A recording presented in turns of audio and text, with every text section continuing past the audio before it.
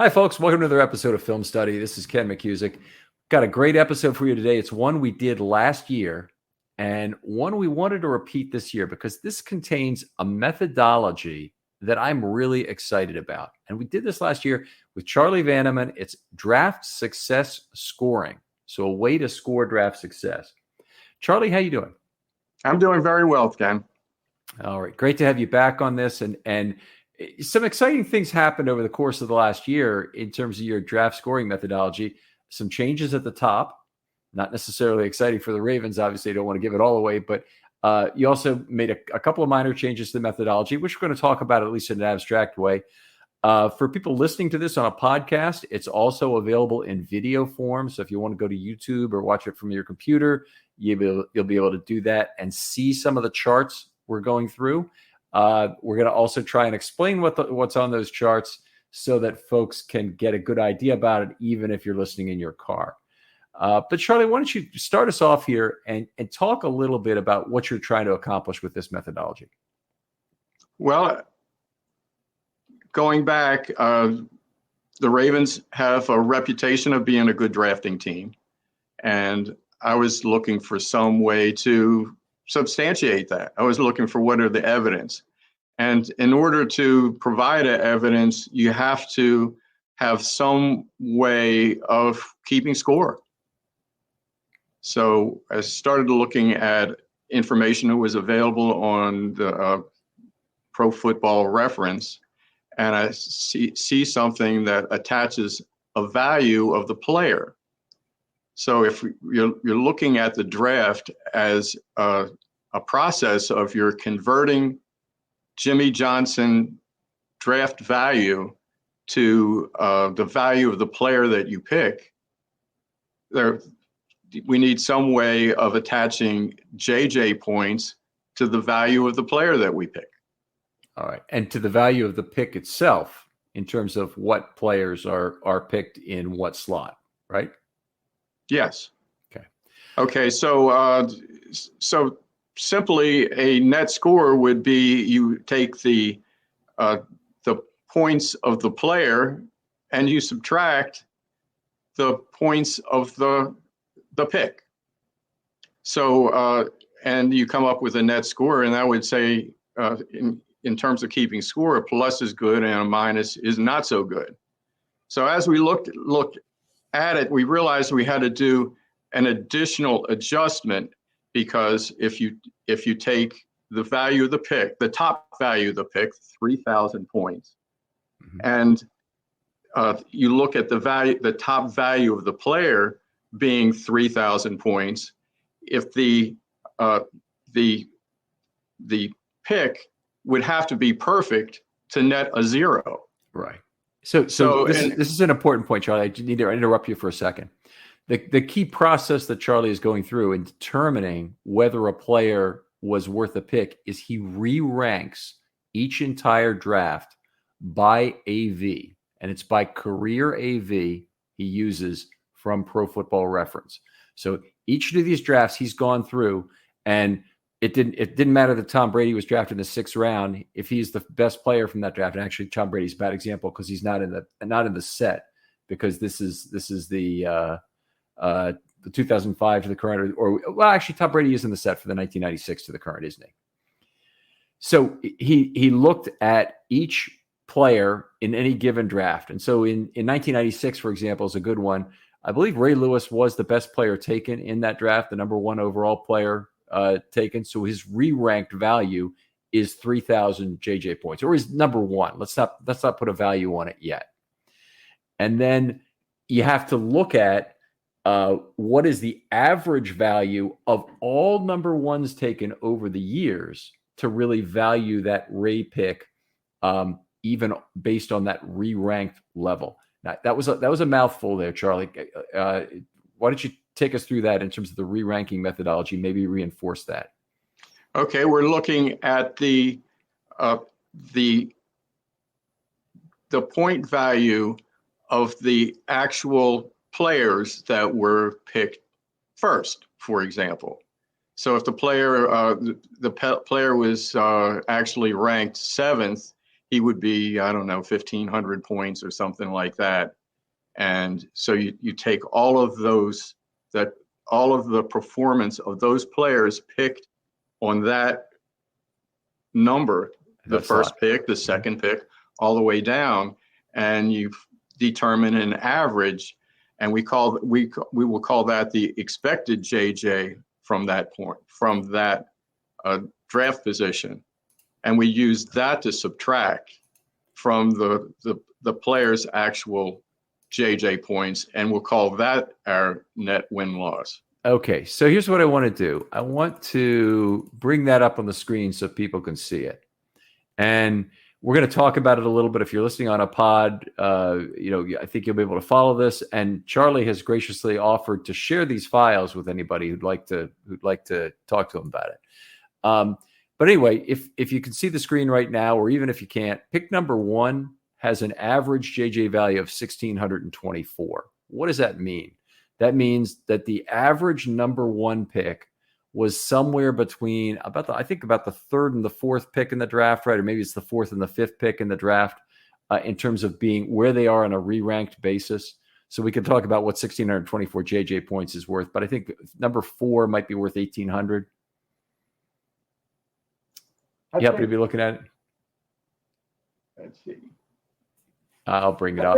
I think it's closer to 7. Okay, so it's about the number 1 pick ends up being approximately in average points of the re-ranked JJ value being worth about the 7th overall pick. So if you get better than the 7th best player in the entire draft with the number 1 pick, you did better than average. If you get worse than the 7th, you did worse than average. If you did about the 7th, you probably did about average. And that is stands out among all the players. The number 1 pick in the re-ranked scoring that Charlie did really stands out. Charlie, what do you attribute that to? Taking a franchise quarterback. So it's mostly franchise quarterback value. Franchise quarterbacks rack up tons of AV. They're locked into jobs for a long time. They often have long careers as backups, even if they don't end up being the guy. But mostly it's franchise quarterbacks end up having big advantages in the AV scoring method. That's correct. Yeah. Now, if you pick Kyle Bowler, not so much. All right. Well, fair enough. There's no advantage in picking the wrong one. Yeah.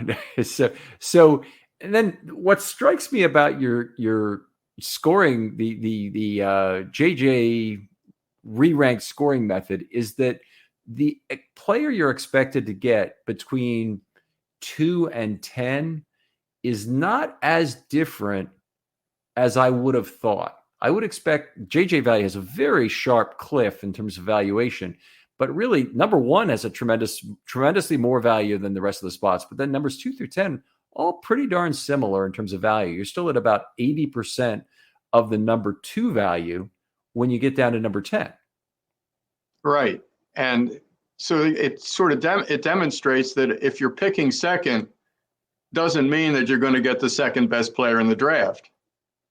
And I think we sort of look at that the value of the point value of the pick is going to lead you to getting that value of player, and that's not necessarily the case. All right.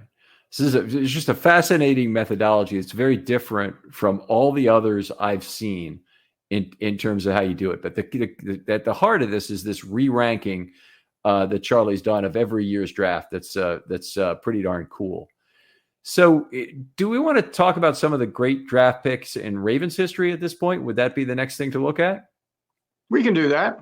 All right. Let's bring that up on the screen. And we've had a little bit of technical difficulty trying to do that, but I'm going to remove this valuation and we will present a share screen and go to some of the great Ravens draft picks of all time. This has, I believe, all of the Ravens picks. So if you're looking at the screen now, and I'll make this a little bigger for everybody, if you happen to be looking at the screen now, you'll see a valuation of each pick going all the way back to 1996. It's always fun to start with the first couple because they were 2 of the greatest in Ravens history, John Ogden and Ray Lewis. And there might be something to say about each of these that's a little different. Because I think most people would say, oh, maybe Lewis was a little bit better player than Ogden, but Lewis was a lot better draft pick by the Vanneman scoring method. We'll just say. Do you want to speak to that? Okay. Well, first thing is Ray Lewis is the top player of that year. Mm-hmm. Jonathan Ogden had a toe problem and very easily could have been a couple of steps higher, which at that level, of course, one step is 400 points, or one step. What is the JJ points? About 400. 1,800. Yeah. If he was third, he'd be 2,200. If he was second, he'd be 2,600. So we have that kind of on screen here for those players, and I have it just highlighted there. Ogden was the 4th pick and the 6th ranked player, which is still a big win. We just talked about drafting number 1, and you'd be doing okay if you get the 7th best player in the draft. So if you draft number 4 and you get the 6th place player in the draft, you've done really well. By the way, I got his first autograph. First John Ogden autograph ever? I maintain that it has to be the first. I caught him at the airport. I was there to pick up my wife, mm-hmm. and it was this guy that looked just like Jonathan Ogden. But I couldn't tell for sure until I snuck up to him and everything to see how big he was. So there's nothing creepy about this. Yeah, he was wearing Bermudas and a t-shirt, and had a little bag with him and everything. So he was just reporting for his interview and everything. Oh, that is cool. Signed, okay. He signed Jonathan Ogden, Ravens. So at any rate, that has nothing to do with what we're talking about. But and now they all sign with their number. And I appreciate the color coding that you did on this. To me, if you're interested in the Ravens draft, you really need a color coded version of this. So anyway, thank Excel. It's a pretty basic function here anyway. So yeah. Ogden, fourth pick, 6th rank, great pick, still worth 492 Vanneman points, we'll call them. And that's just to work through that. That's 1,600 minus 1,108 of expectation, right? So 1,600 of JJ points for being the 4th best player, right? And 1,108 of expectation, right? And actually, he got 1,600. He was the 6th ranked player. If you look at our columns here, we have the pick, then we have the rank and that's the rank of the player, mm-hmm. Those are the different career AV. He had 95 career AV, and that was ranks him 6th. All right, and that's and then the player AV is the points that he gets for that. You notice that Jermaine Lewis is a plus. I think we need to note that as you get he was a very high pick too. So he gave us some pretty good points. He was a 5th round pick. Oh, Jermaine Lewis. Yeah. Sorry. Yep. Oh, Ray Lewis. We want to talk about Ray Lewis now? No, I'm talking about Jermaine Lewis as being a minor plus in an area where the expected is actually higher than the JJ points. So when you get to the more middle rounds, getting a plus value is actually pretty good.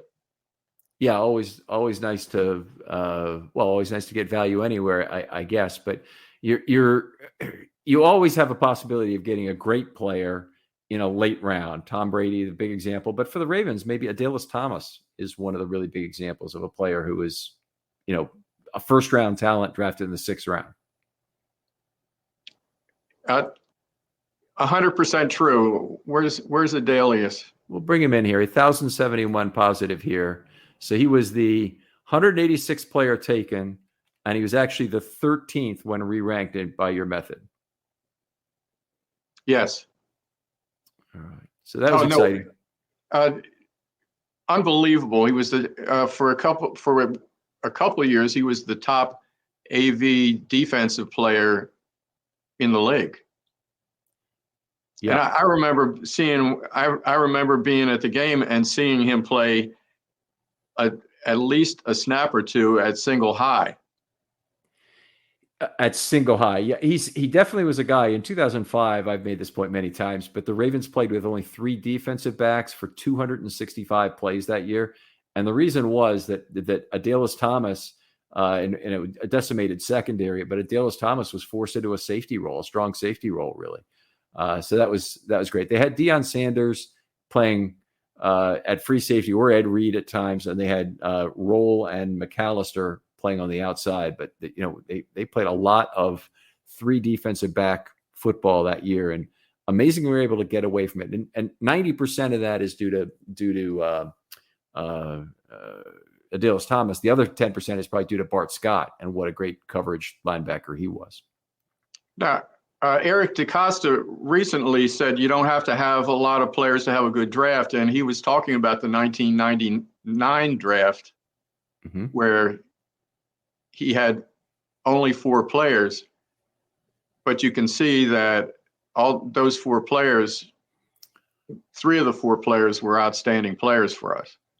So, and I wish that entire sentence were true, because the for us is not what Brandon Stokely. Brandon Stokely played his career elsewhere and derived a lot of that value, which is one of the things, by the way, about draft scoring that I don't think we completely get yet. Because Brandon Stokely, most of his value was with the Broncos, with the Colts, right? He played both those teams.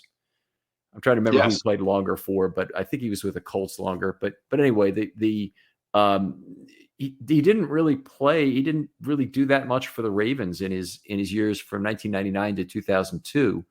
And that is one of the questions, about draft scoring is, should you really give credit for all of the market value years that come after that first draft? I mean, obviously you derive a ton of value from a player in his first 4 years. You also get some market frictions in terms of that player staying with the team, whether it's the franchise tag that we've just seen with Lamar or other things that may cause them to take a hometown discount, a lower contract after 3 years that may be team friendly to get more guarantees.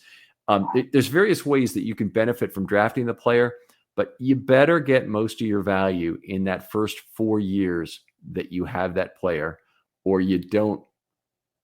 It's questionable whether you're really getting value out of that draft pick. Yeah. Now, what you say is completely true. Is we're really talking about how good of players you're drafting, not necessarily the value that you're getting for drafting good players. Some of the players, Stokely, I think, is an example. Stokely looked pretty good. I don't know exactly what his injury history was, but he looked pretty good coming out of the box in terms of quickness and being like what has become the prototype of that slot receiver. Yeah. So if you know the number on the far right there, that 1190, the 2 figures that are to the right of the player scores are the running score of the plus or minus of the players that have been drafted, and the score to the right of that is the net score for that draft. So the first draft is the first draft is 2730 plus would be the second best draft in Ravens history. And it would be even if you, in real life, it probably was the second best, if not the first best, but the number reflects 2730 reflects that number in the draft, and you can see minus 1230 for the 1998 draft. When I look at these 3 highlighted numbers in column I, which are the re-ranked positions of McAllister, Stokely, and Mulatalo, they're 12, 31, and 30. So the Ravens effectively, in 4 picks, drafted 3 players with first-round talent, quote unquote, in terms of the re-ranking of these players from 1 to 32, from 1 to 250, whatever. That's correct.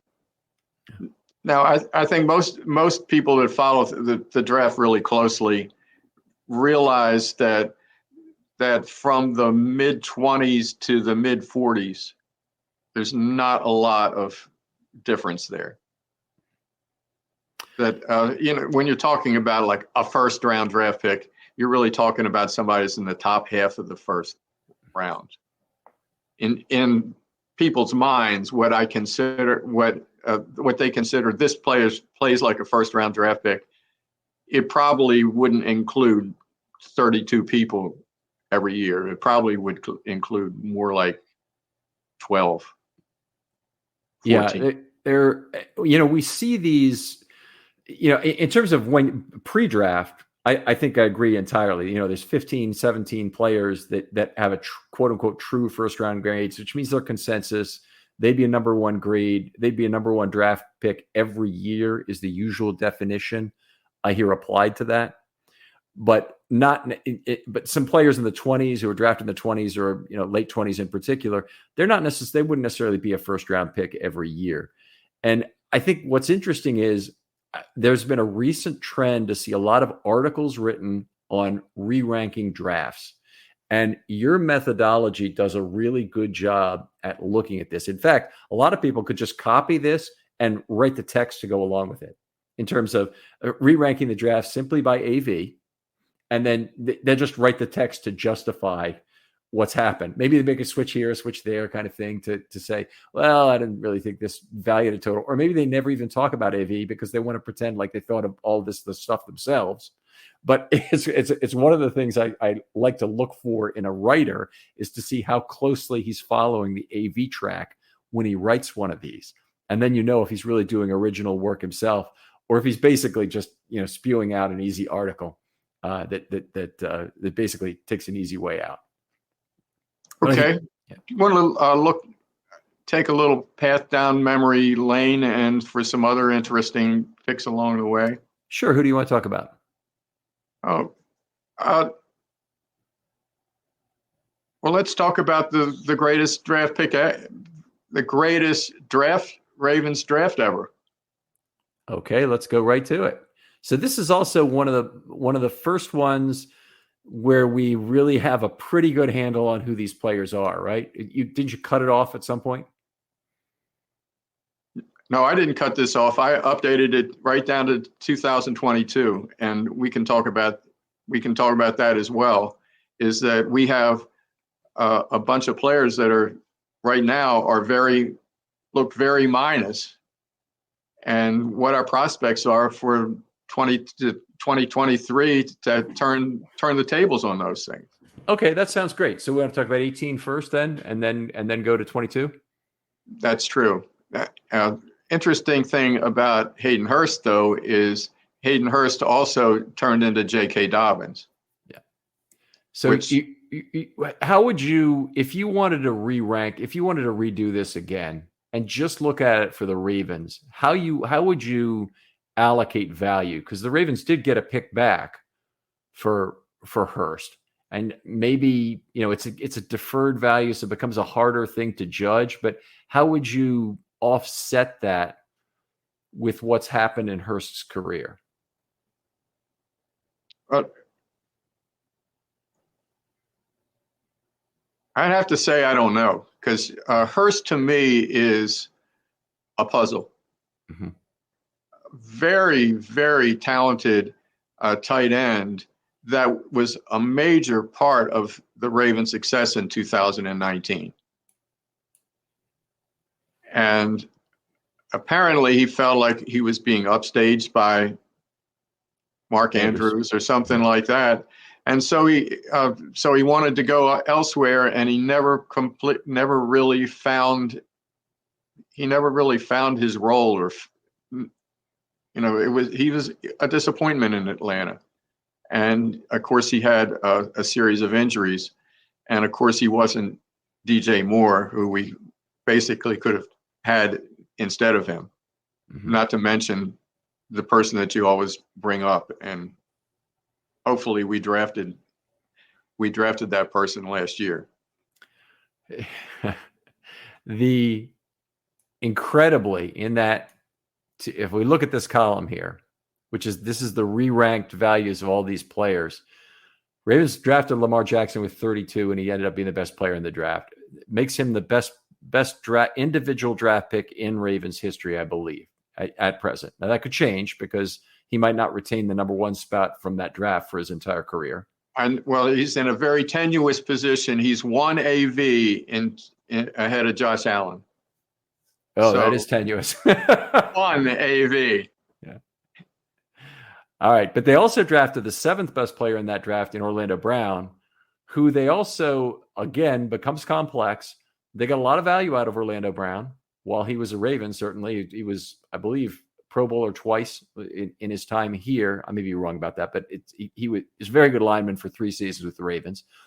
Got traded before his 4th year, and the Ravens got essentially a mid-second round draft pick in return, which we can talk about whether or not that came to fruition or not. But Orlando Brown was the 7th best player in that draft, as you have it re-ranked. But he's the 83rd player taken. Orlando is like the gift that keeps on giving. I don't think that he's ever missed a game in his career. And now will have played with Lamar Jackson, Patrick Mahomes, and Joe Burrow. Yep.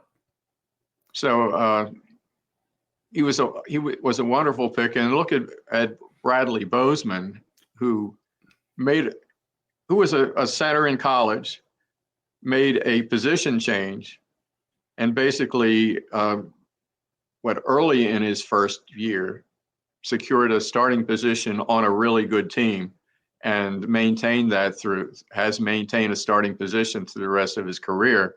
So now, once again, we picked 2 wide receivers in the middle there that sort of typical of our performance. Now, I'll point anybody back to the draft show after the 2018 draft. I dogged those receivers right off the bat. Those were the worst 2 picks of the entire draft. I knew it then. You can't. Oh, yeah. Lasley could win deep, but he had a drop problem. He had a pond problem, too. I don't know if you remember. He got kicked off the team more or less because he got upset and threw one of the footballs into that mosquito-infested pond they have out at the campus. Yeah, so they got a fast receiver they could not catch. Now, Mark Andrews was somebody that was a highly visible player. For some reason, he toppled down. At this stage, we were definitely not looking for we were looking for a receiver and not a tight end. Mm-hmm. But he was so far head and shoulders as a pass receiver compared to anything that was available at that level. So that stands out as our by far the best as it stands now. And then we had some good ones if you look up to the Joe Flacco draft. Okay, well, let's do that. Go back to 2008 for a second. And then we can move up to present. Yeah, we can move up. Let's look at the year before that. You can see Ray Rice. And Ray Rice, I thought, was treated a little roughly here for that terrible incident that he had. But it was an incident. It shouldn't be his life story. But the getting Grubbs and Yonda and everything was a groundwork moving forward to once we got Flacco and Rice. That sort of those 2 drafts sprung us forward. And I think the one before that we got Michael Nada. Oh, after we got Michael Orr in 2009. Michael Orr in 2009. And Ladarius Webb, another really good player if he hadn't gotten hurt. And, honestly, Webb was a good player. For where he was drafted, Webb was still a great pick. And that's a fair representation that he's the 39th best player in that draft. And in that 2011 season, if you were around, he was the best cornerback in the NFL. And that was the height of the Revis era. Nobody thought anybody could touch Darrelle Revis, but Lardarius Webb had a better year in 2009, a 42 passer rating against, Unbelievable corner, shut down Andre Johnson in the playoff game against the Texans here at home. Just a great player. And then our two best busts would be Dwayne Starks, who was like a minus 500, and Tyus Bowser. All right, so I want to talk about Dwayne Starks for starters, because to me, he's the prime example of a guy where it's not the system is not focusing on the initial 4 years. And if you he had 33 career AV, most of that was in his first 4 seasons. He probably had a little bit after that in his time with Arizona and the Raiders, but it wasn't much. He was basically done as soon as he left Baltimore. He had 20 interceptions with the Ravens, if I recall correctly. 20, it might have been 20 something, but 20 in 4 years. And how many others in the postseason? I couldn't tell you about the postseason offhand. He had a big one in the Super Bowl that was run back for 6, and I was looking right over. I was looking right over his shoulder on that one. He was like the pass was thrown like right at us in the stands, and he jumped in there. Yeah, we were on the Giants sideline. Really cornerstone of that defense is their two corners, and remember how badly he got mossed by Jimmy Smith, the evil Jimmy Smith from Jacksonville, in week 2, the beginning of the season and everything, and that was like the last of him getting beat. Yeah, but the point about Starks is that the Ravens got him with a 10th overall pick. They got 4 fantastic years out of him. Now, would you like to have a career player there? Sure, you would. But after 2001, what happened to the Ravens? They had to purge because of all the salary cap hell they got themselves into. And Dwayne Starks was the primary player they had to let go. And as it turned out, it was the ideal time to let Dwayne Starks go and not sign him long term. So the Ravens, they licked all the icing off the cake in those first 4 years. And then they handed it to somebody else, this big slobbery piece of bread for them to take. And that was the Arizona Cardinals or the Raiders eventually who had him. Really, honestly, a fantastic draft pick, I believe. Film Study is brought to you by Factor. With the busy fall season just around the corner, you might be looking for wholesome, convenient meals for those jam-packed days. Factor, America's #1 ready-to-eat meal kit, can help you fuel up fast with chef-prepared, dietitian-approved, ready-to-eat meals delivered straight to your door. You'll save time, eat well, and stay on track with your healthy lifestyle. Factor's fresh, never-frozen meals are ready in just 2 minutes, so all you have to do is heat and enjoy. Then get back to crushing your goals. Refresh your healthy habits without missing a beat. And with Factor, you can rest assured you're making a sustainable choice. We offset 100% of our delivery emissions, source 100% renewable electricity for our production sites and offices, and feature sustainably sourced seafood in all of our meals. This August, get Factor and enjoy eating well without the hassle. Simply choose your meals and enjoy fresh, flavor-packed meals delivered to your door and ready in just 2 minutes. No prep, no mess. Head to factormeals.com/Ravens50 and use code Ravens50 to get that 50% off. That's code Ravens50 at factormeals.com/Ravens50 to get 50% off. And the minus 488 by your system, just the nature of looking at career value is probably most highlighted as being short of the mark with the Dwayne Starks pick. Okay, then the other one that stands out to me that is a bust according to the system, because you look at exceptions, is Tyus Bowser. Okay, let's go to Tyus Bowser here. He's drafted in what, 16, 17? There he is. So actually, he's picking it up quite a bit here recently. So he's minus 130, 136, 71st ranked player. Never won a starting position in his 4 years. Now that he's got it and he stands to play several more years in the league, how good is his opportunity to move up in the rankings? Like I haven't looked at that draft individually and seen like who's ahead of him. Is it a bunch of offensive linemen who are still going to be in the league for a bunch of years? Are there a bunch of quarterbacks who are going to roll up tons of value? None of them are going to be stopped. But I'm wondering if he actually starts, he'll move up. Okay. because a lot of guys, once they're first, there's not 70 good players in any draft. They sort of they do sort of evaporate over time. But he's always, he may not start significantly this year.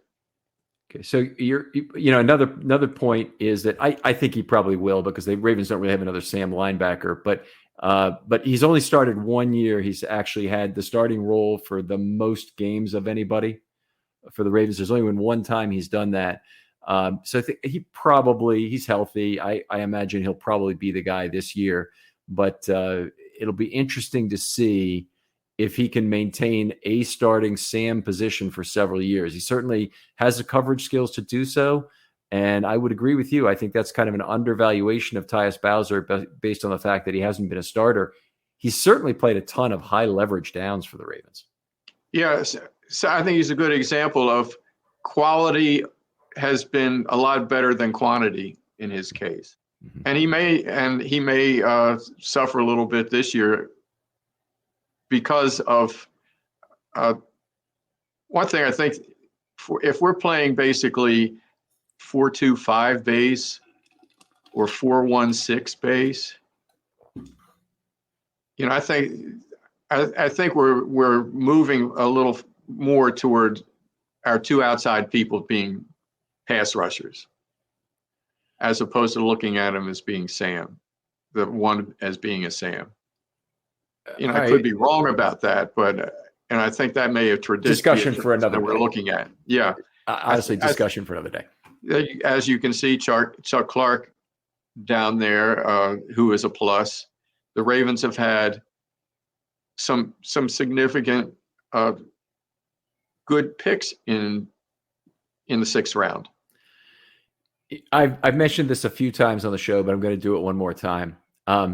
DaCosta, maybe because other people say it, a lot of people refer to late round draft picks as lottery tickets. Lottery tickets is the wrong terminology, folks. The Ravens win more than other teams, which is part of what Charlie's system is showing us here, is how often they hit on late round picks relative to other teams. So if we just looked at the sixth round, one thing we see is the Ravens have done very well there. It's not a lottery ticket. It's more like a poker tournament entry where skill matters. And, yes, you can get lucky and win at poker. It's a lot harder to do it that way than it is to be good and win at poker. And this is something I don't like about DaCosta calling his own draft picks lottery tickets. He wouldn't be making the big money as a GM if they were truly lottery tickets. They are great poker entries, and he does a great job maximizing the value of those opportunities that he gets. Eric usually is a good chooser of words, but I would agree with you. Lottery ticket isn't exactly the most appropriate there. Okay. Let's go down to the 22 draft, because we want to talk about this, and it is way too early to judge this. But okay, you can see it's a minus 1322. And you can see, like, overall, since the beginning of the time, the Ravens are still a plus 14,121. And when you consider, like, the first overall pick is 3,000 points, that's like almost 5 first overall picks they are ahead of the league average. All right, so let's talk about the first round pick. We'll talk about both the first round picks. So Kyle Hamilton did not have a starting position, even though he sure as hell had a starting position by the end of the year. He's the starting nickel. Yep. And that counts as a starting position in the NFL. And more importantly, it's on the field for all high leverage downs. He was actually on the field for almost every snap down the stretch. And I don't think he's captured very well at an AV of 2 this first year at all. So would an AV of 7 or 8 be more appropriate? Probably. He certainly had a fine rookie year. If you look at various valuations of the draft or various looks at the picks themselves, most people would say Hamilton is one of the best picks of the first round in terms of getting value relative to slot. But so far, This system does not say so, and it's not your problem, Charlie. It's the AV itself not accurately measuring Kyle Hamilton in this first year of his career. I would completely agree with that.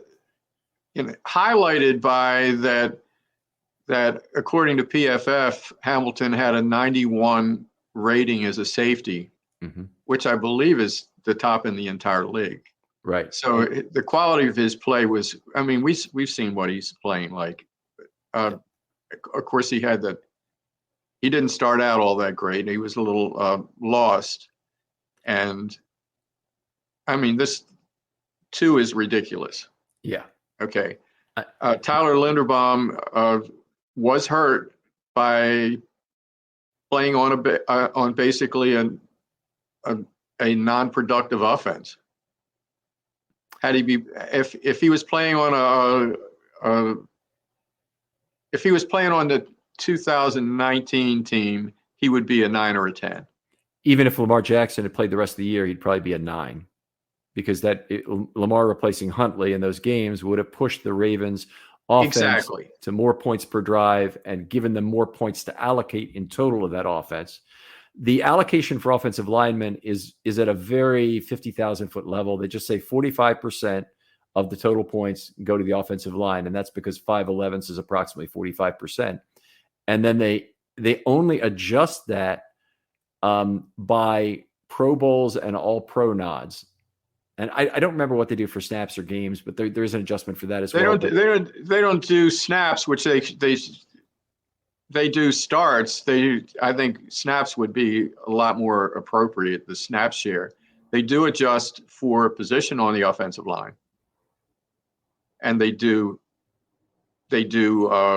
Pro Bowl and All-Pro adjustments. But the offensive line gets a certain percent of the offensive AV. And the total offensive AV, of course, is determined by the efficiency of your total offense. Yeah, the points per drive relative to league average points per drive. So actually, the methodology at the start is very good in terms of deciding how many total points there are to be allocated, and then how they do the allocation is terrible. I mean, that needs a lot of work. So I love AV. I think it was a great thing to try and do to try and get value. It's just it works sometimes, it doesn't work always, and the stuff they have to do for offensive linemen is not really that great in terms of doing it. And honestly, if Linderbaum were a 7 from this first year, which is it certainly wouldn't be a terrible place to start. It'd be a very good place to start, and you'd see he was the 22nd best player drafted in terms of AV. True. He lived up to his draft rank, and especially now for a rookie. And of course, things changed drastically in week 2, year 2, year 3, especially for guys that sort of sat and watched in their first year and then have a higher possibility of moving into starting roles.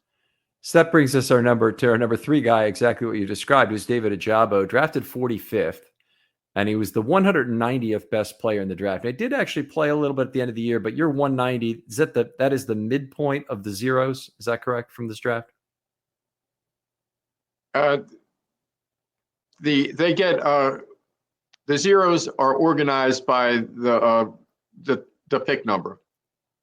In other words, he would be the highest 0. Okay. All right. At so 45. All right. So he's actually getting a little bit of a break at this 190 valuation, because it's saying he's getting 15 points when he could be getting 5 or something like that. Very good. Okay, so it's not a big break. I'm not claiming that, but so a minus 366 might be a minus 376 if he were at the midpoint of that. But basically, the Ravens knew they were going to get a minus of almost exactly this level when they drafted him. They probably said anything he does to get on the field this year is a bonus, and that minus 366. They might have even preferred he was a minus 381. And you know what? That's going to happen with the linemen they drafted. I'm blanking out. Voorhees. this year because he's going to stay on NFI for the entire year, but Ajabo did not. So if Ajabo had stayed on NFI for the entire year, the Ravens would still have 4 years of Ajabo. And they are going to have 4 years of Voorhees beginning next year. Yeah. With that wonderful 7th round pick, 6th round that they traded for a 7th round pick. You're saying if Ajabo hadn't played at all, they would have gotten the extra year? Yeah, if they NFI'd him for the entire year, then they would have gotten the extra year. Well, that didn't seem like a smart thing for him to do, then put him in there, did it? I think it was part of the original negotiations. I think it was a hotly contested debate. With Voorhees, I don't think it'll be a debate because he's so low in the draft slotting that the same question won't apply. I think they hurt themselves at about the same time. Voorhees hurt himself at the combine, and Ajabo hurt himself at his pro day. So they happened at similar points there. So it'll be interesting to see how that plays out. But Ajabo, obviously did not completely lose the year developmentally, which was nice to see. Got on the field, got on the board in terms of sacks. And I still look at that number and say the Ravens are not that upset about it. But the year of eligibility, quote unquote, lost, and the non-ability to redshirt him for that year is the major cost of Ajabo's 2022. Yeah, so this is a promising draft that I'm looking forward to seeing what it looks like next year. Me too. Who's the other guy on the list? Would you say Travis Jones is a guy you'd expect to bump into a positive number pretty quickly? Yes, I would expect him to catch up, but he's not going to get a lot of sacks. There's some defensive statistics that really benefit you. A defensive tackle that's basically a run stopper and everything is not going to cure cancer or anything in these ratings. Sure, he'll get a starting rating though. He'll get a starting year, and that should bump his. And that should take him. Should get him into the plus column. Linderbaum doing better. Ajabo, I think, can turn that around very quickly. Mm-hmm. So we can get 400 points right from there. I have a little concern about the AV method for defensive backs. So Kyle Hamilton may not end up getting the credit that he deserves for the quality of his play. In all honesty, I don't really care what the AV method says Kyle Hamilton's worth. I care what I think he's worth. So I think we're really going to need a top performance from him if we're going to have a top defense, because I think we have two starting corners as it stands now that neither of them plays the ball very well. That's a very fair point, even for Marlon. Both very physical corners, and the playmaking's definitely at slot corner and both safety slots right now. If they leave Geno Stone back there, if they get a significant amount of time, that's a good ball hawking second safety there. If they move Hamilton back, your ball production becomes even more of a problem. Yeah, I think that's a reason that they probably, if he was there, would have taken Forbes. Mm-hmm. Yeah, and I don't know what's going on with Marcus Peters, because he certainly provided that dimension. All right. Not last year, but yeah. Well, yeah. Actually, he could have won the Bills game if, to me, that was a kind of a questionable interference call against him, because there was two people who were jousting and everything, and for some reason the interception itself had nothing to do with the contact between the two players. Mm-hmm. So, but at any rate, that's a different story. So hopefully Hamilton will be able to make some plays on the ball along with Marcus back there, and that'll help us a lot. And the kid seems like a great kid. It seems like he's somebody that's going to be the kind of leader that you want to have in the future. Yeah, it definitely seems very sharp, and we'll see what he could do. He's an interesting player because he's got some of these shortcomings that show up pretty much wherever he'd play, but he's got so many positives. I just love him as an underneath safety. and that might mean he can move to strong safety and come up and play dime on third down, or on any passing down for that matter, and be that Chuck Clark 2019 role, just at a very high level, I would think. But it could be that slot corner is where he stays for a while until the Ravens can really address that. Because as of right now, the Ravens have not figured out slot corner at all, and I don't see a more logical thing to do than to keep Hamilton at that position. You want to put the overall team scores for the last. Let's do that, and then we'll close it out here. Okay, so just taking that off the screen for a moment, and do that, and I will bring up the one additional thing we haven't gone to. Now, let me make sure I'm going to the right team scoring. I think this might be it. This is all value. Okay, so this is since 2005, right? And let me make this bigger so people can see it. All right, tell us what we're looking at here.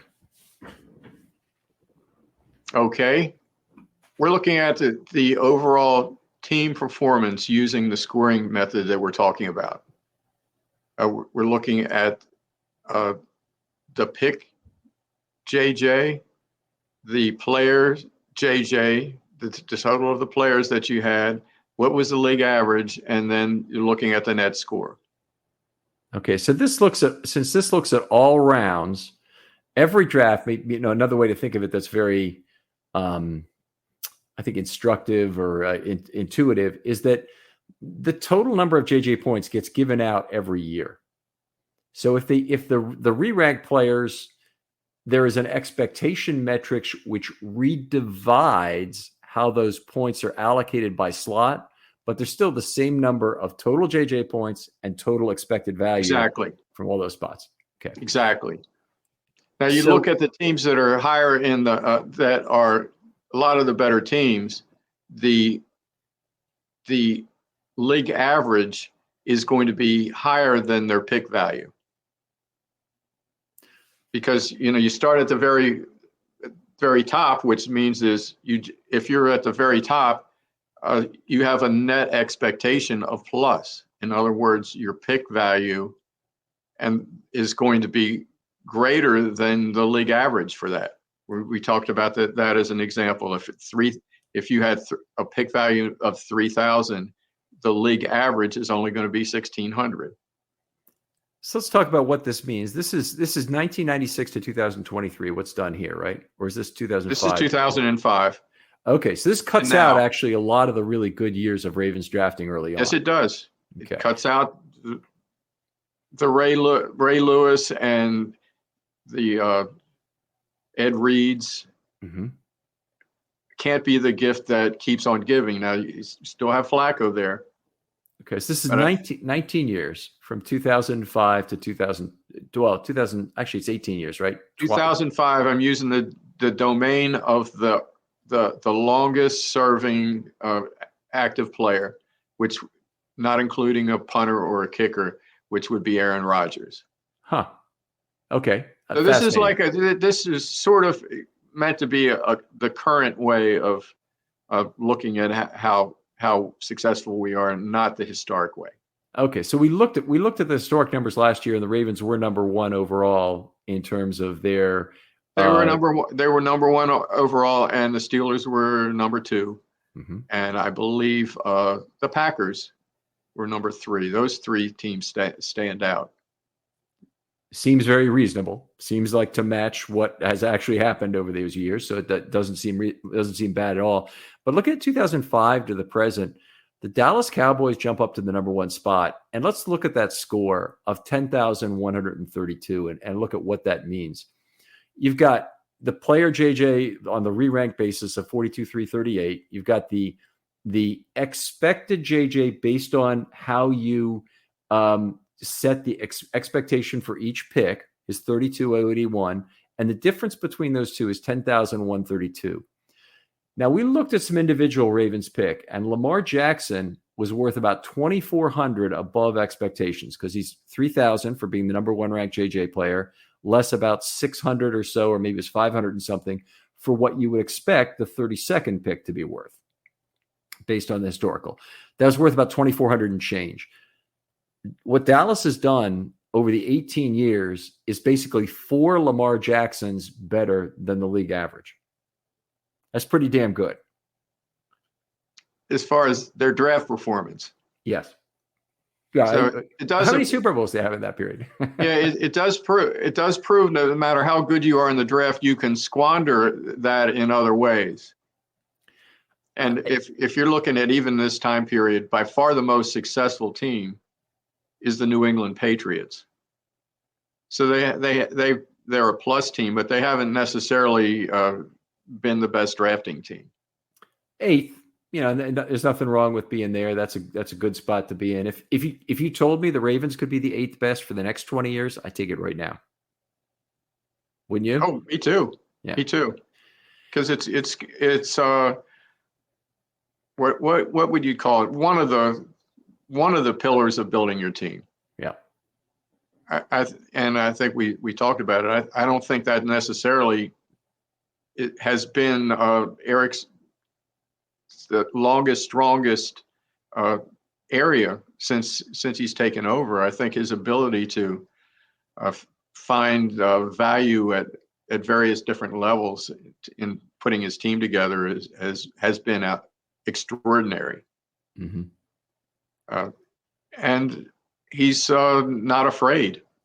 He's really not afraid, as by the last draft indicates that. So the Ravens are in good standing, and we need to get some of our players on the field. I think the Chiefs have been pretty good at that recently, of understanding is that we have a high priced quarterback.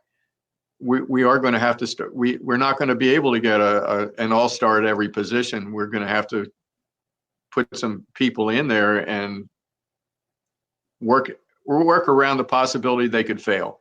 Right. I want to go to the other end of the scale here and just show you where teams could be really futile in terms of their drafting. We have 3 teams there at that really stand out. They're all minus 10,000 or above, and the next worst is only minus 6,600. But Jacksonville at minus 10,600, the Las Vegas Raiders at minus 10,800. We remark every year about a overvalued, Ravens draft pick in the early rounds. It's become a running joke. And then the Cleveland Browns, and you look at the Cleveland number here of minus 11,753. Do you happen to know what the Jamarcus Russell pick was in 2007 as far as a negative number goes? It had to be pretty bad, but I can look it up. But that's pretty close to. I think he might have. He wasn't 0. I think he might have had like 15. 15 AV, that much career? Okay. Don't worry about it. We don't need to go into this. But he's pretty close. He's as close to 0 as you can get during that time period, and he's still on there. So if him dropping, when he drops off, the expectation of 1,600 might go up to 1,800. I think there's only been a couple of the first round draft picks that are just totally futilely. But he's the worst ever number 1, at least certainly during the period you've been looking at, the worst number 1 overall. Well, yeah, and I think he's got to be the worst overall because he's a near 0 and he's the only. So he's unrivaled.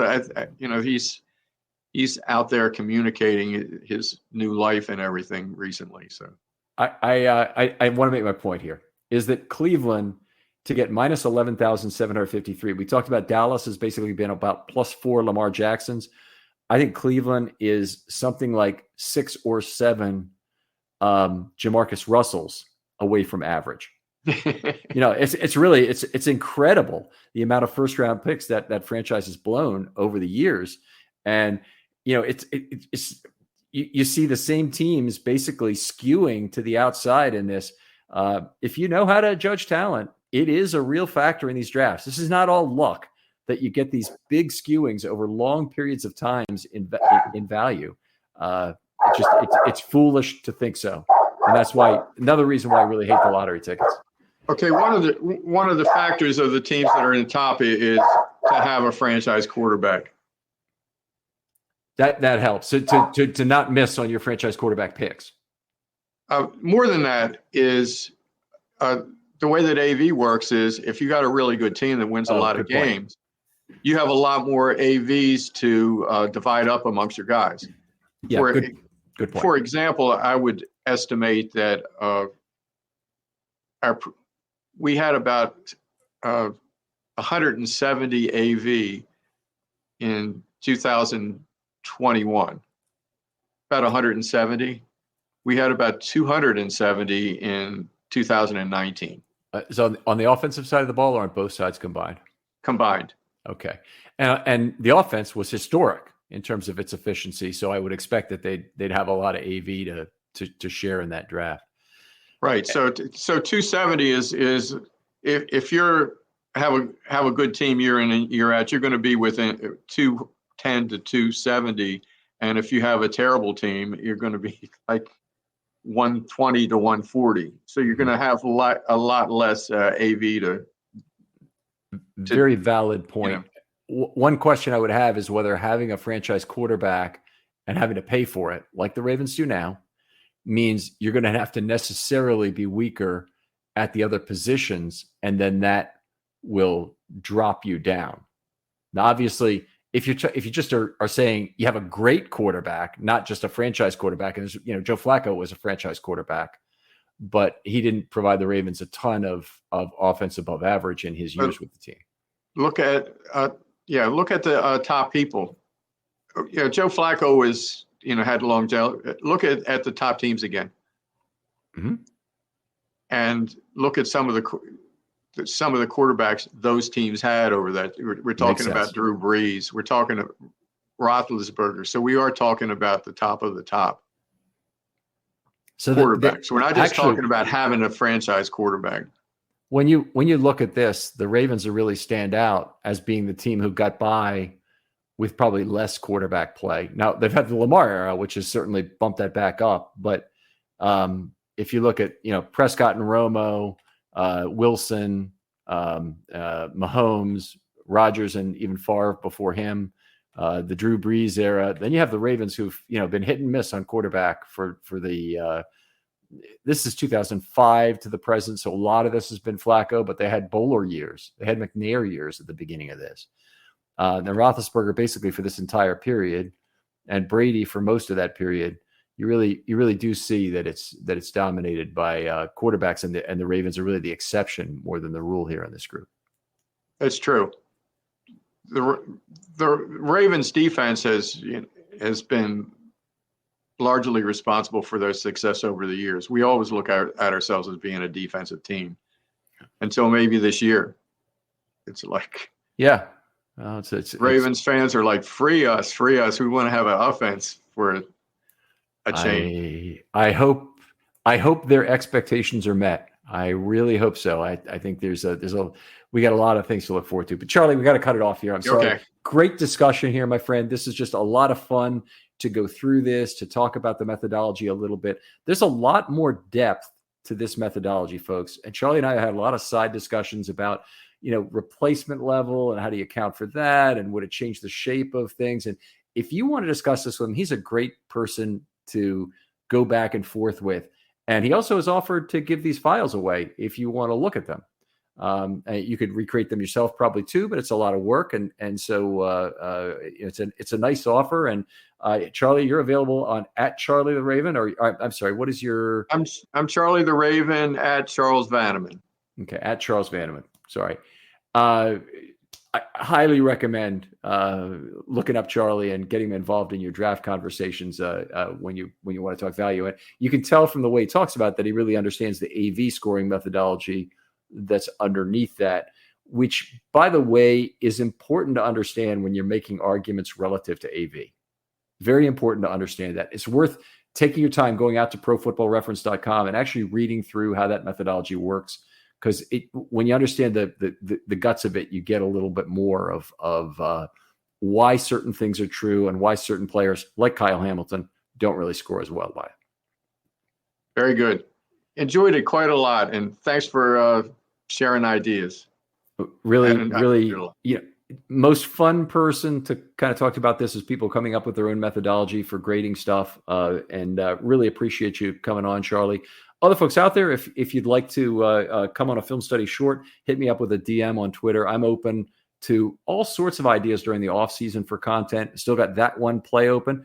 Did want to mention there is a YouTube video out there with the top 200 Ravens plays of all time. The bulk of those, at least 150 of them, have not been done in the That One Play series. Take a look through it if you want. See if anything you remember tickles your fancy and you say, I remember that play. I want to talk to Ken about that. And then hit me up with a DM on Twitter. I'd love to talk to you about it. Charlie, thanks again for coming on. Okay, thank you. And we'll talk to you next time on Film Study.